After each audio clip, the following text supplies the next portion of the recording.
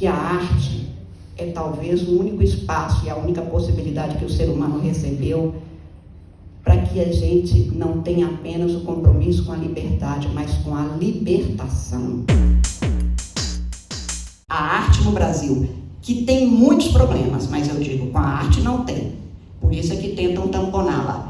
E isto é antidemocrático, antirrepublicano, contrário aos direitos fundamentais, negar a arte, impedir a produção, a divulgação, a possibilidade de nós crescermos e podermos ajudar a humanidade, fazendo, como dizia Darcy Ribeiro, um país que seja uma nova Roma com todas as possibilidades que a história não deu, é exatamente entregue aos senhores que criam arte, que produzem arte, que divulgam a arte e que, por isso, possibilitam que a gente tenha uma melhor humanidade. Eu não tenho nenhuma dúvida que o que os senhores fazem, por isso é que eu é que deveria estar sentada a escutar os senhores, que o que os senhores fazem é uma forma de atuar em benefício da libertação do ser humano e principalmente de uma sociedade com muitas peias e muitos débitos, que é de todos nós. Não é apenas de algum governo, ou de um governo, ou deste governo apenas, ou do que vier depois. Mas nós temos que trabalhar com a ideia de libertação, de uma ação em benefício das liberdades que se conquistam mais e mais o tempo todo, porque é este, eu acho, o destino do ser humano. E a gente vive de estender limites, de ampliar as nossas possibilidades humanas com a gente mesmo e com o outro. Um dia a gente atravessa a rua, e atravessa a cidade, e atravessa o mundo, e atravessa a vida. E é isso exatamente o processo libertador que nos liberta, inclusive, do que foi e que não deveria ter sido, no caso brasileiro, uma sociedade de tantas humanidades, mas de tantas desumanidades como nós temos, com relação a nós mulheres, aos negros, aos indígenas, aos deficientes. Nós somos uma sociedade de muitas chagas sociais para serem providas. Nós fomos invisibilizados, não invisíveis, porque invisíveis não somos, mas fomos invisibilizados historicamente, e é exatamente a arte que desvela esse véu, que abre essa cortina, como já temos na Aquarela do Brasil. Abre a cortina do passado. Quem faz isso é a arte. Ali era a música, mas é a arte de toda forma que nos liberta e faz com que a gente se lembre para poder esquecer em paz. O audiovisual, como a arte, é o que salva a humanidade, é o que nos salva de nós mesmos, é a nossa salvação.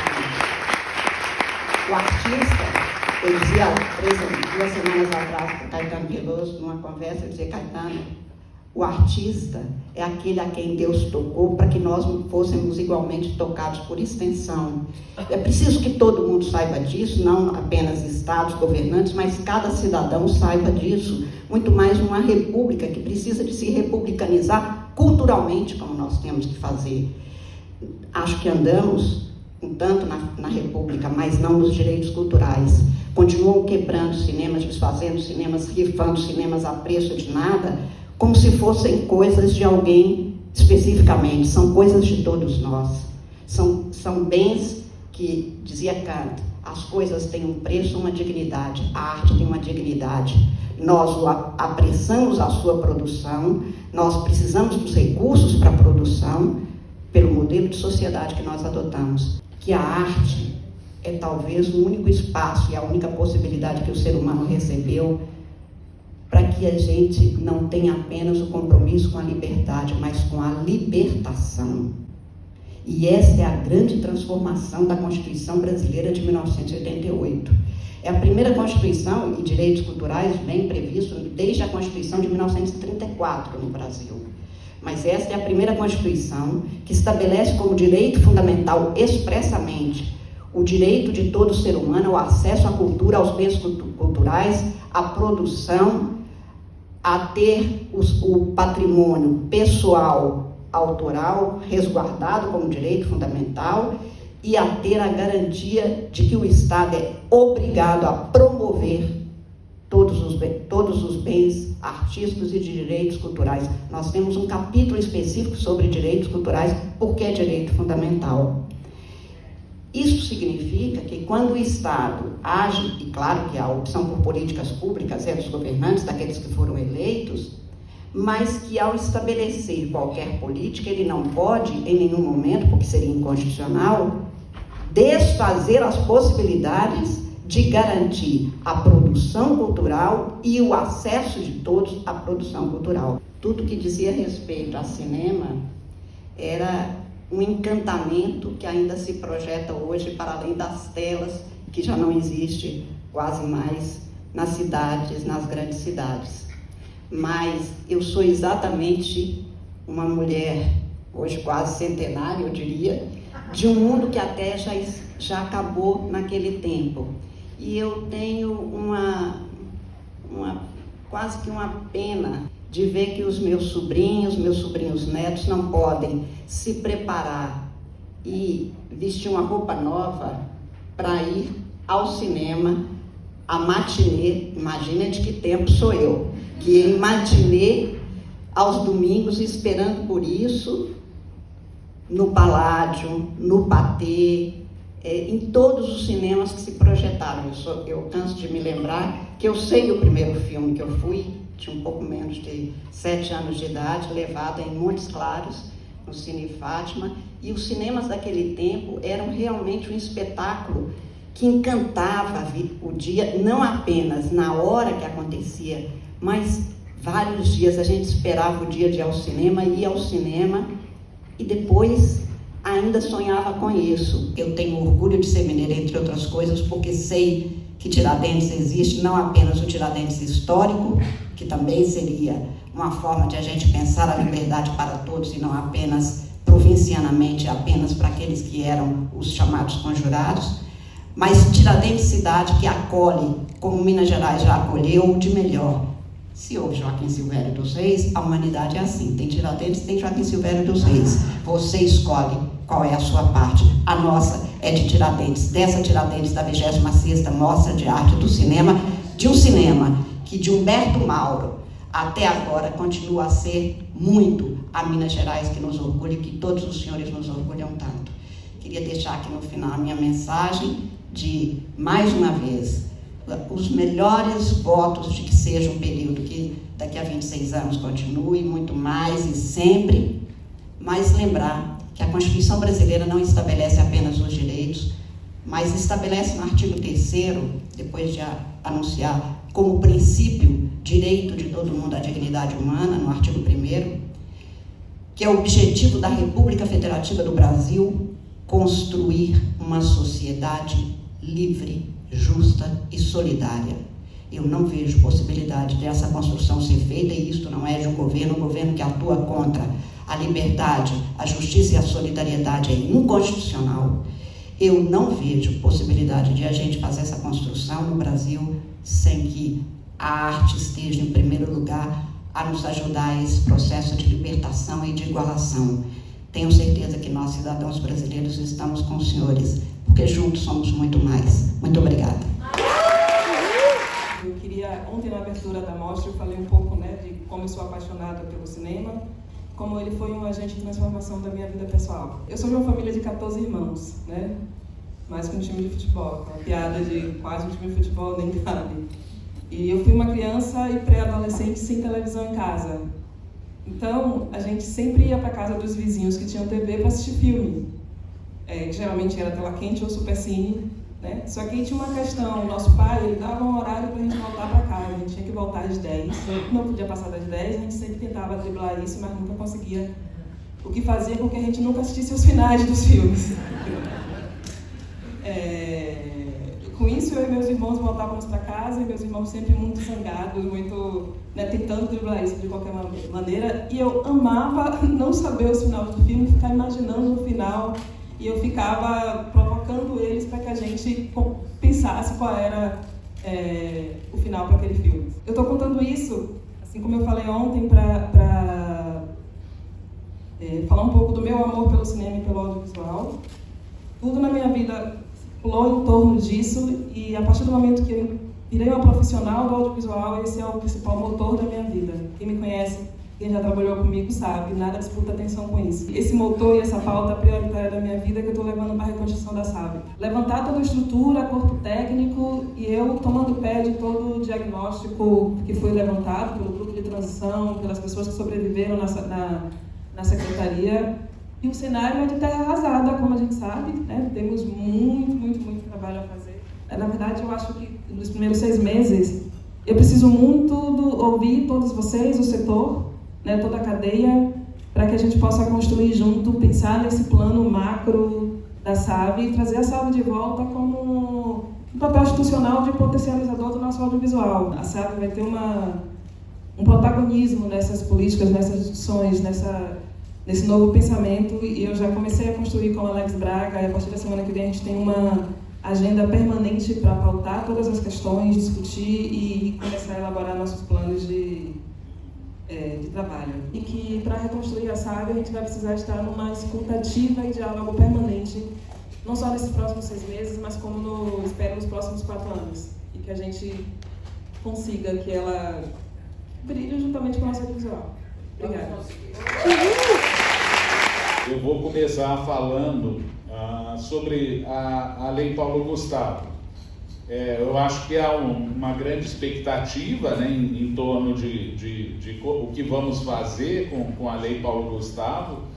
É bom que se diga, né, que a origem dela foi a restituição ao setor cultural dos recursos que o governo passado estava tentando utilizar para amortização da dívida pública, que nem amortizava, na verdade, piorava, o que fazia era piorar o perfil da dívida pública do país, porque trocava títulos de longo prazo por títulos de curto e curtíssimo prazo, enfim, com juros muito mais altos, enfim, a lógica econômica da coisa era sem sentido. E pior, no caso do audiovisual, de constitucionalidade duvidosa, para dizer o mínimo, ministra, porque o fundo setorial do audiovisual, ele vamos dizer, alimentado, abastecido com uma CID, e como nós sabemos, a Condecine, né, essa CID, as CIDs, elas devem ser destinadas às políticas para as quais elas foram criadas. E se pegar recursos de uma CID a partir do superávit financeiro que ela gerava, ou seja, o recurso não utilizado ano a ano, né, seja por causa do contingenciamento, seja pela não execução, e pegar esse recurso e depois utilizar para abatimento da dívida pública, era uma coisa, eu como setorialista da cultura lá na liderança, era escandaloso para mim. E aquilo moveu, né, com a ajuda de muita gente, que eu vou até citar algumas pessoas que estão aqui presentes nesse auditório, que lutaram muito por essa lei, né? Mas foi aquilo que moveu a apresentação do PL da Lei Paulo Gustavo, que o senador Paulo Rocha teve, então, a sensibilidade. Eu expliquei para ele qual era o problema, e isso foi também com uma traição, vamos dizer assim, de acordos feitos pelo governo passado com a oposição, que se avançou sobre o superávit financeiro do Fundo Nacional de Cultura e do Fundo Setorial do Audiovisual, e foi por isso que nós apresentamos então esse PL. Nós criamos um setor dentro da estrutura do Ministério, uma diretoria para fazer o acompanhamento dessas leis que fazem descentralização para os entes federados. É uma diretoria de assistência técnica a estados e municípios, onde nós vamos, ministra, oferecer inclusive as minutas de edital, fazer o acompanhamento, segurar na mão do gestor estadual e municipal e ajudar a executar a Lei Paulo Gustavo e depois a Lei Aldir Blanc II também, de uma forma em que também a gente possibilite guardar uma sinergia com as políticas do Ministério, porque assim a gente entende que a política cultural do Brasil vai ficar mais coesa, mais forte e, né, como vocês sabem, a maior parte dos recursos da Lei Paulo Gustavo vai para o audiovisual e é importante e é mais difícil de executar, né? E é importante, então, que o Ministério mostre o caminho,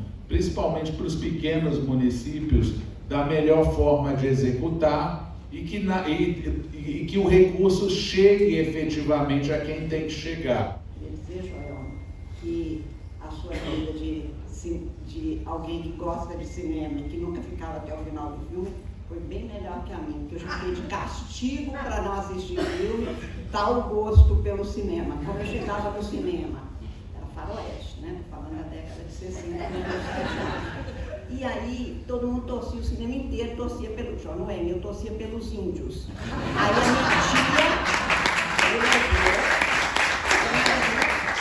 a minha Maria Alice chegou em casa e falou com a mamãe, ela não vai mais porque ela torce errado. Demorou esse tempo todo, a minha tia não está mais aí para eu dizer a ela que, olha, até que não era tão errado. Era só desencontrado, eu estava à frente do meu tempo, mas enfim, faz parte. Mas para dizer que, quando eu digo, quando eu comecei novinha, 20 e poucos anos, como diz meu sobrinho outro dia, na hora que assim, quando eu era novinha, ele falou, e você foi, tia?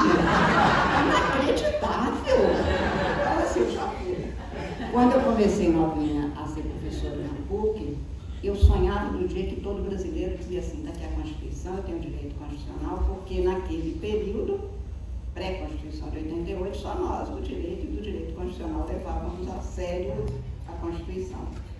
Hoje, felizmente, todo brasileiro sabe, e isso foi realmente um avanço da Assembleia Constituinte de 87 e 88, porque nós discutimos isso, todo mundo foi a público dizer, estava se elegendo a Assembleia Constituinte. Eu falo assim, eu acho ótimo que todo mundo saiba que existe, que queira cumprir e que tenha que cumprir, que exige cumprimento. Só que outro dia eu entrei num táxi, eu ando muito de táxi, e ele me disse assim, Carmen, que ótimo te encontrar, que eu queria te dizer que você não entendeu nada da parte da Constituição sobre a Previdência. E aí eu perguntei, que bom, o senhor já leu a Constituição? Nem preciso. Você errou no seu voto. Então, para dizer que quando eu digo é direito fundamental, e não é verdade que não esteja no artigo 5º. Por quê? O dispositivo da Constituição, primeiro, não é mesmo único, é um capítulo, a Constituição é um sistema, um conjunto de normas, você lê em conjunto. E para explicar bem isso, Marcos, eu sempre levo em consideração que uma vez Rodin estava fazendo a estátua de Victor Hugo, que hoje está no Museu Rodin. E alguém teria entrado, assim, de conta, e disse, não parece, porque o nariz não é o do Victor Hugo. E ele pediu para sair, depois refez, voltou, e a pessoa falou, não falei? Agora está perfeita a figura do Victor Hugo. Tinha que refazer o nariz. Ele falou, não, refiz o queixo. É que um conjunto. Quando você olha, a Constituição não pode ser lida em tiras. O ministro Eros Grau, este grande brasileiro, hoje habitante de Tiradentes, ele cansou de escrever e repetir isso nos seus votos. A Constituição não se interpreta em tiras, ninguém leu uma palavra solta, que aí seria lacando o direito. Eu sei o que eu digo, não sei o que você escuta. É preciso uma técnica, por isso que é técnico, mas eu acho ótimo que todo mundo leia e cumpra a Constituição. Mas está sim no artigo 5º. Primeiro, já decorreria do artigo 1º, é uma dignificação como está no artigo 22 da Declaração dos Direitos do Homem, que é aplicável também no Brasil. Aliás, o Brasil é um dos maiores autores pelo Oswaldo Aranha daquele texto. E segundo, porque mesmo não sendo apenas no artigo 5º, mas ali tem direito à liberdade, à igualdade, né? Está expresso no artigo 5º da Constituição que os direitos previstos, os direitos e garantias expressos nessa Constituição não excluem outros decorrentes do regime e dos que, por ela adotados, ou de tratados internacionais. Nós somos signatários do Tratado Internacional sobre Direitos Culturais, onde está expresso ser direito fundamental. Portanto, está no artigo 5º. Quem disse isso é parente de parceiro. A doutrina do